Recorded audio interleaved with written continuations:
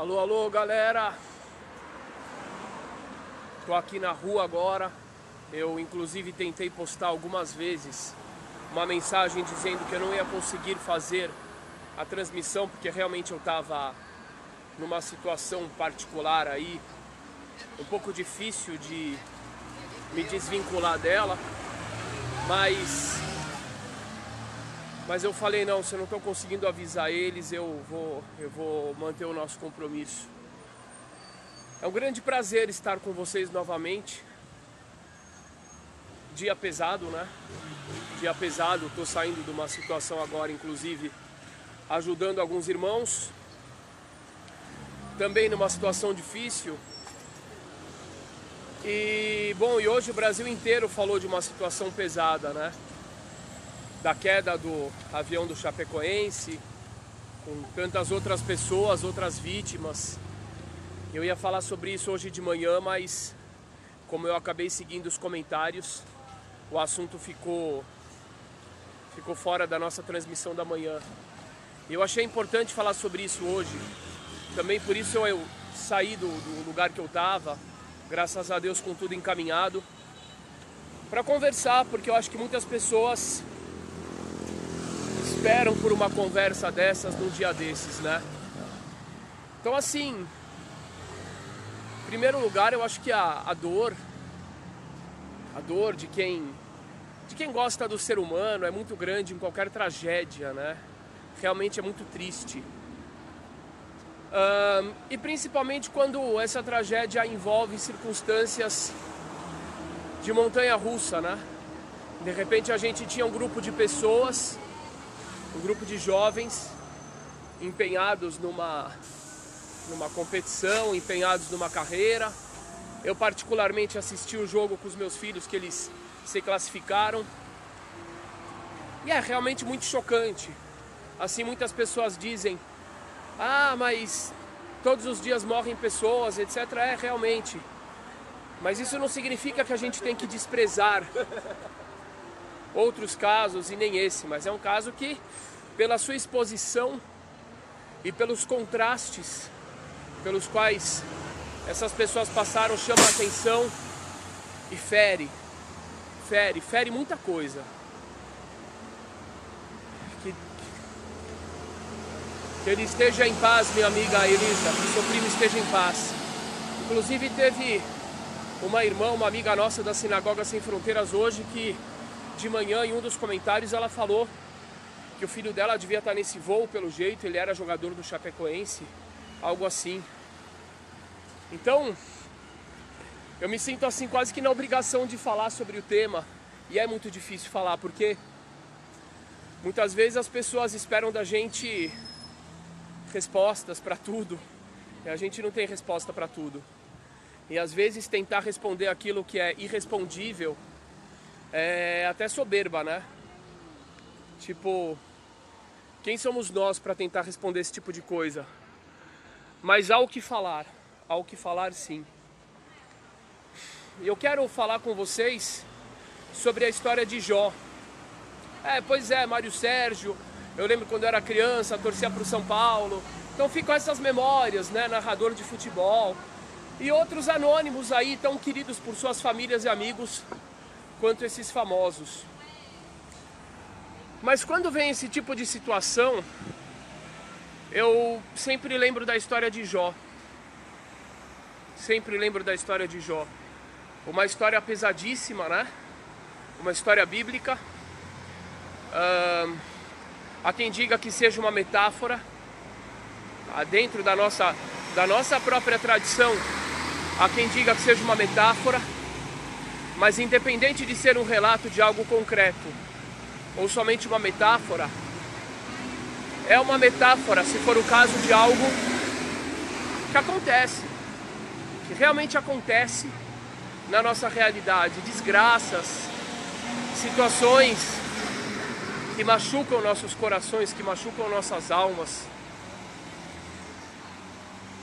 E muitas pessoas ficam se perguntando: qual foi a resposta de Deus a Jó? Não sei se todo mundo conhece a história, então eu vou ter que eu vou ter que talvez fazer um resumo.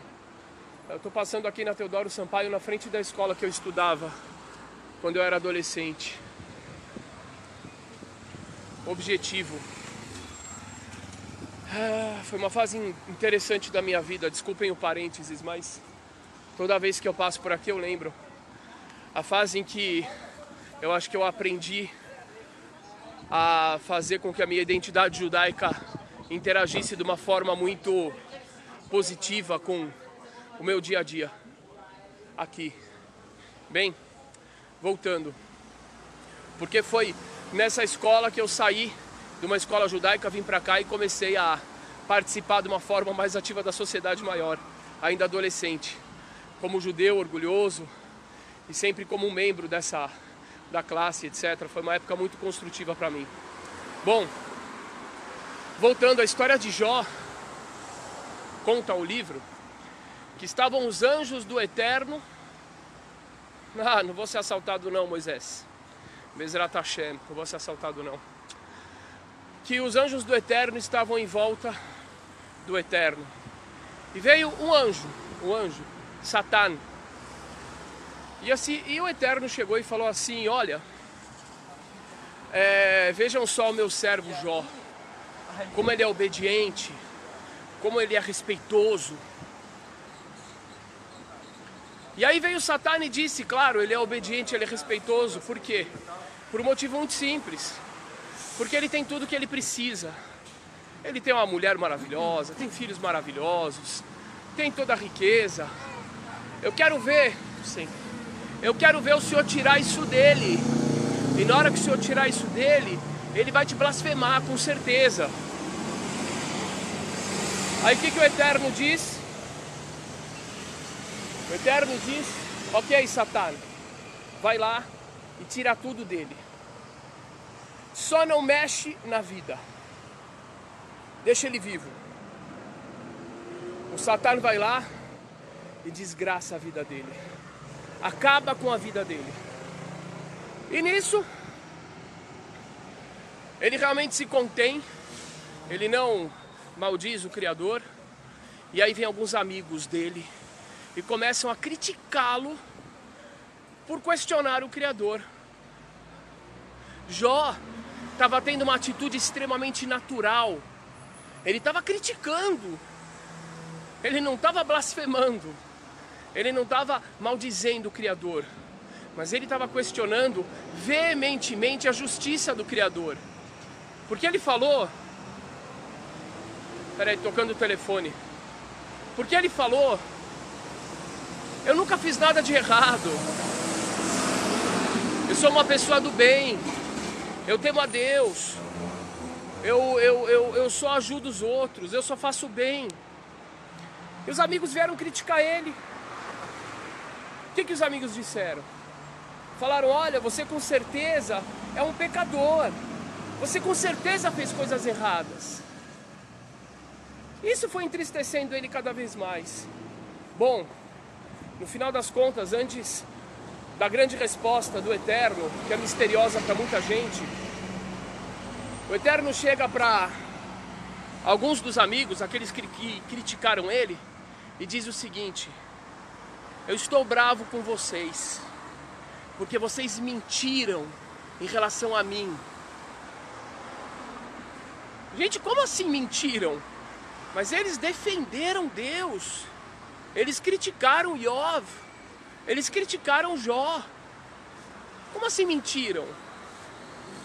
E daqui a gente vê uma coisa muito importante, principalmente nesses momentos.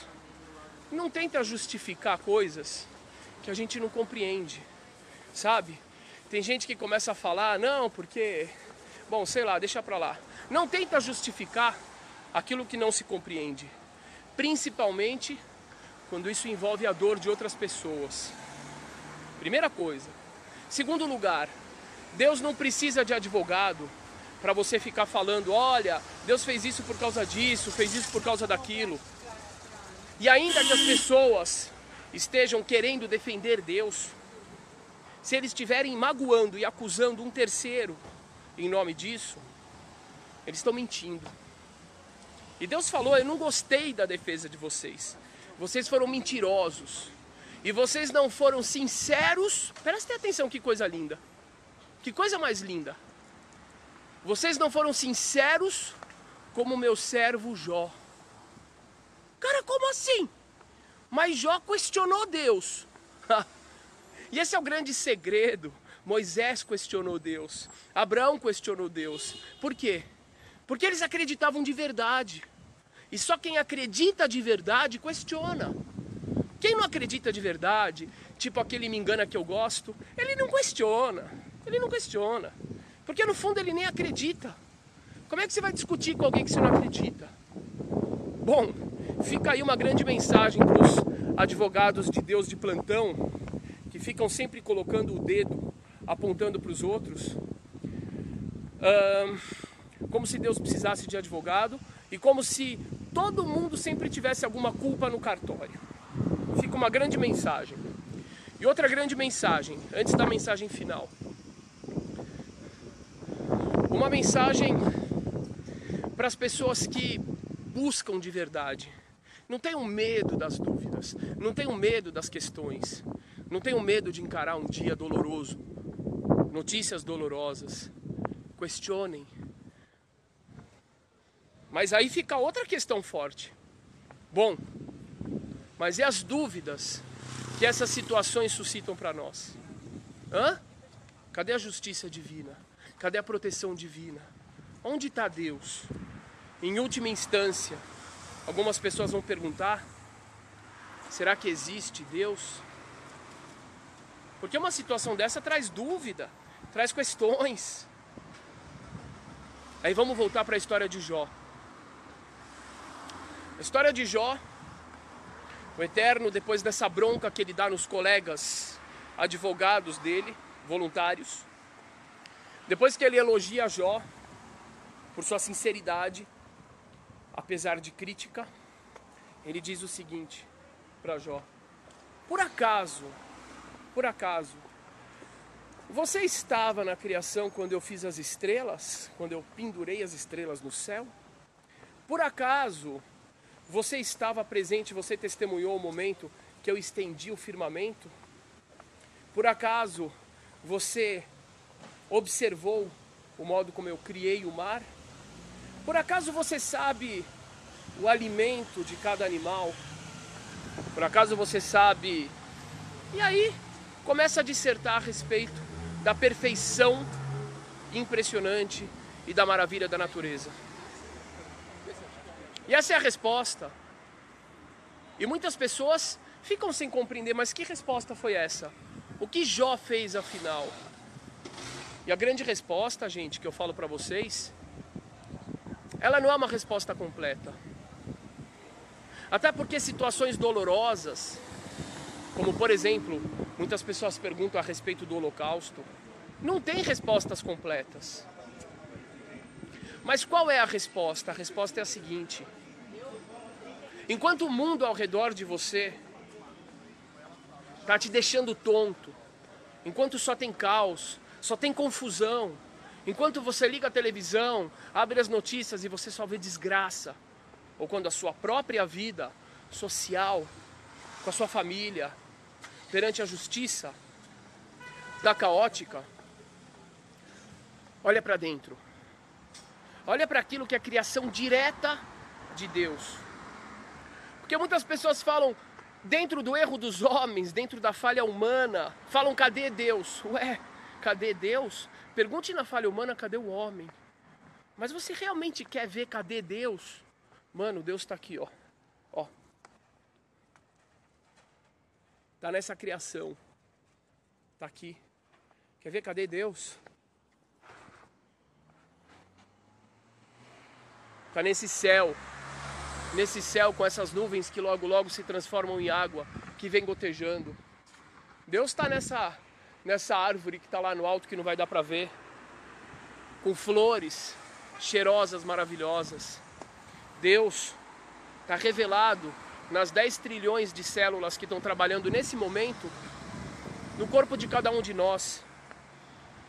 Deus está nas ligações entre os neurônios, milhões e milhões e milhões de ligações. está nos sinais elétricos que estão transmitindo toda a informação para que a gente possa compreender toda a mensagem que estamos recebendo.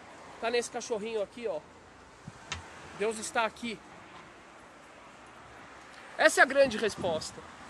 Compreender todas as situações da vida, a gente não vai compreender. Mas se a gente quer ter referências fortes, para que nesses momentos de ventania a gente não balance, então a gente tem que voltar nas coisas mais elementares, mais simples. E a partir dessas coisas elementares e simples, perceber a presença do Eterno, perceber a sabedoria do Eterno, e a partir disso, desenvolver uma confiança grande nele. E para toda aquela dimensão que a gente não compreende, a gente silencia. Silencia, mas não tão agitado pela dúvida. Porque a pior dúvida que essas situações trazem é a respeito da própria existência do Criador. Aí Jó, o que ele faz? Ele diz algo fantástico, ele é assim como Moisés, Abrão. Eu amo esses diálogos, porque mostram o verdadeiro elemento que pode levar para um crescimento da fé. Sinceridade, dúvidas. Ele diz, Eterno, eu só tinha ouvido falar, até agora, eu só tinha ouvido falar do Senhor, mas eu nunca tinha visto, eu nunca tinha presenciado essa revelação. E agora, eu estou vendo tudo aquilo a respeito do que eu só tinha ouvido. Então a grande questão dele não era o porquê, prestem atenção. A grande questão dele não era por que aquilo estava acontecendo. A grande questão dele é que aquela aparente injustiça testemunhava contra tudo aquilo a respeito do qual ele tinha ouvido sobre a existência de Deus. E na hora que, entre aspas, ele vê Deus, todas as respostas já estão dadas. Não preciso compreender tudo. Eu só preciso ter certeza da existência de Deus, da existência do Criador. Uma outra coisa que eu considero muito importante num momento desses, é algo que eu falei na reza depois do enterro do pai de alguns alunos meus, que ele tinha falecido de câncer. Deus o tem em bom lugar. Eu estava na casa daqueles meninos, todos jovens, todos tinham raspado o cabelo, em homenagem ao pai, à quimioterapia. E depois eu acompanhei eles no enterro e fui até a casa deles na reza. Eu era muito novo, eu não sabia nem o que falar, mas eu olhei aquele público todo perdido, eu falei, eu preciso falar alguma coisa. E aí eu contei algumas histórias. Eu contei algumas histórias a respeito de vivências de pessoas muito próximas a mim, ou algumas que também não são próximas, mas que confirmam aquilo que nossa fé diz, a existência da vida após a morte. E aquilo caiu de uma forma para as pessoas, eu fiquei com receio de contar aquela história, mas aquilo caiu no coração das pessoas de um jeito que trouxe um conforto, porque no final das contas, o que estava mais doendo nas pessoas era imaginar que acabou, que aquele homem, que aquele pai, que aquele marido, que aquele amigo tão querido, que aquele filho tão querido já não era mais, já não existia mais.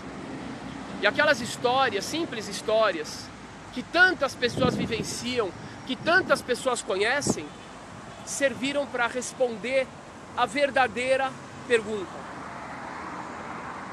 A verdadeira dor, a verdadeira pergunta, não era por que isso aconteceu, não era por que ele morreu tão jovem. A verdadeira pergunta é, e agora? E a grande resposta era, existe continuidade. A morte é só do corpo, a alma continua viva, a existência continua viva, a essência continua viva. E é essa mensagem que eu quero trazer para os irmãos. Dói o coração, de verdade dói o coração. Sabe, se a gente for falar de uma forma muito lógica, não, imagina. Eu tentei hoje também acalmar o coração do meu filho, porque chocou muito. E a gente tenta falar, isso sempre acontece, mas dói. Principalmente quem assistiu o jogo, quem viu o jogo de classificação, quem viu a superação, é bonito isso. O contraste dói. Mas a maior pergunta que fica é: cadê o sentido? Cadê o sentido da vida? Cadê Deus? E a grande resposta é: você quer ver Deus? Olha para essas árvores. Olha para o seu pulmão, que está absorvendo agora das moléculas que tem aqui no ar, o oxigênio. Olha para a sua corrente sanguínea, que está levando cada átomo, cada molécula de oxigênio para uma das suas 10 trilhões de células. Olha para a minha voz, que é o vibrar de algumas cordas vocais, que tem uma perfeição tão fantástica e que combina exatamente com esse aparelho aqui chamado ouvido, que fazendo vibrar uma película sensível faz com que você ouça o que eu estou falando. Isso está respondido em Jó. Ah, mas a gente não compreendeu o porquê. Não tem problema. A grande questão de Jó não era nem compreender porquê. A grande questão de Jó era: eu só queria ver de fato que existe o Deus. E chegando nessa convicção, meu coração se acalma. Então eu falo para vocês, meus irmãos, o meu sentimento, o meu desejo é que o Todo-Poderoso ilumine a alma daquelas pessoas. Dói mais porque é mais próximo. Tinha comentarista que a gente ouvia quando era criança, tinha jogador, mas de todos, do piloto, o copiloto, de todo mundo, dos desconhecidos, de todas as pessoas que sofrem, que eles sejam iluminados, sejam bem recebidos, e que esse tipo de situação sirva para a gente valorizar mais a nossa vida, o nosso tempo sobre a terra, sirva para a gente valorizar mais o ser humano, e sirva para que a gente tenha mais ímpeto e mais sinceridade na nossa elevação espiritual no dia a dia. Porque tem muito religioso que chega nessas horas e balança. Balança porque não se permitiu questionar. Balança porque não acreditou o suficiente para questionar. Assim como fizeram Jó, Abrão e Moisés. Então agora eu peço ao nosso Pai eterno, todo-poderoso, que ajude a consolar essas famílias, amigos, que ajude na cura dos feridos, o coração do Brasil que ficou ferido, e que ajude, assim, aos familiares de todas as vítimas, de todos os acidentes, doenças, mas que, acima de tudo, nos inspire para que a gente possa ser verdadeiro na fé, e para que a gente possa falar como Jó: agora sim, eu estou vendo, agora eu estou compreendendo tudo aquilo a respeito do qual eu só tinha ouvido dizer. É isso. Eu agradeço a todos vocês, eu agradeço ao Todo-Poderoso, agradeço por não ter conseguido compartilhar 2, 3 vezes a mensagem dizendo que eu não ia fazer essa transmissão agora. E vamos fazer o Shema Israel.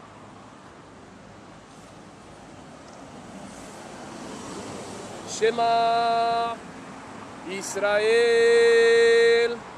Adonai Eloheinu Adonai Echad Baruch Shem Kevod Malchuto Le'olam Va'ed Ve'ahavta את אדוני אלוהיך בכל לבבך ובכל נפשך ובכל מאודיך והיו הדברים האלה אשר אנוכי מצווך היום על לבביך ושיננתם לבניך ודיברת בם בשבתך בביתך ובלכתך בדרך ובשוכבך ובקומך וקשרתם לאות על ידיך והיו לטוטפות בין עיניך וכתבתם על mezuzot ביתך ובשעריך. Ouve Israel, o Eterno é nosso Deus, o Eterno é um. Uma vez, eu fui chamado para falar no aniversário de falecimento de um político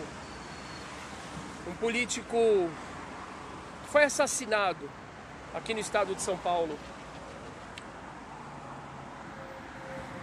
E estavam os familiares dele, era o Celso Daniel, e estavam os familiares dele, e falaram representantes de várias religiões. E quando chegou a minha vez, eu contei uma história, eu contei a história do rei Davi. O rei Davi, quando seu filho, seu primeiro filho com Batseba, com Betsabá, estava doente, estava quase morrendo, ele ficou vários dias de jejum. E o rei Davi não comia, estava deprimido, e jejuava, e orava, e rezava, e pedia, e não falava com ninguém, não conversava com ninguém. E aí até que um dia, o que aconteceu? O filho dele faleceu. Aí... Não, gente, eu tô na rua, é o barulho, eu tô na Avenida Rebouças, a rua mais barulhenta da cidade. Aí, quando o filho dele faleceu, os generais, os secretários... Olha, aqui eu tô do lado do Emílio Ribas. Quem conhece São Paulo. Os secretários dele, generais, falaram assim: quem é que vai ter coragem de contar pra ele que o filho morreu? Imagina se até agora ele tava desse jeito com o filho doente. Na hora que ele souber que o filho morreu, ele se mata. Ele morre de angústia. Aí conversaram como é que eles iam falar, tomando todo cuidado e etc. Foram lá e contaram. Na hora que o rei Davi ficou sabendo daquilo, o que ele fez? Tá escrito lá, tá escrito. O rei Davi levantou, gente, que barulho. Peraí, deixa eu sair desse barulho.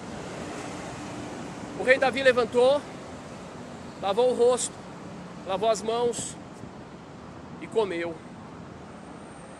Aí perguntaram, mas que coisa é essa? Como assim? Achamos que o senhor ia se matar. E ele falou, não. Enquanto eu podia fazer alguma coisa para salvar o meu filho, eu jejuei, eu orei, eu fiz o máximo que eu podia. Mas na hora que eu já não tinha mais o que fazer, a decisão é seguir em frente. E essa é a grande mensagem. E a gente tem que tomar muito cuidado com a televisão. A gente tem que tomar muito cuidado com a mídia. Porque a mídia não quer deixar as pessoas seguirem em frente. A mídia quer vender. Ela é sensacionalista. Então ela começa a mostrar fotos, ela começa a mostrar dramas, detalhes. Então a gente tem que tomar cuidado. A gente tem que saber, nesses casos, sentir, homenagear, aprender algo, mas logo depois, lavar o rosto, lavar as mãos, se levantar e comer e tocar a vida. É isso, galera. É isso. Vou ficando por aqui. Um grandíssimo abraço para vocês. Me emociona muito, de verdade me emociona muito participar da nossa Sinagoga Sem Fronteiras. Cada dia é uma surpresa. Cada dia é uma surpresa e surpresas gratas. Mesmo quando a gente tem uma situação tão pesada, tão difícil, Eu fico grato em poder compartilhar uma mensagem que edifica, que soma, e em poder fazer parte desse movimento, porque eu acho que no final das contas, tudo que a gente precisa, é isso que a gente está praticando aqui.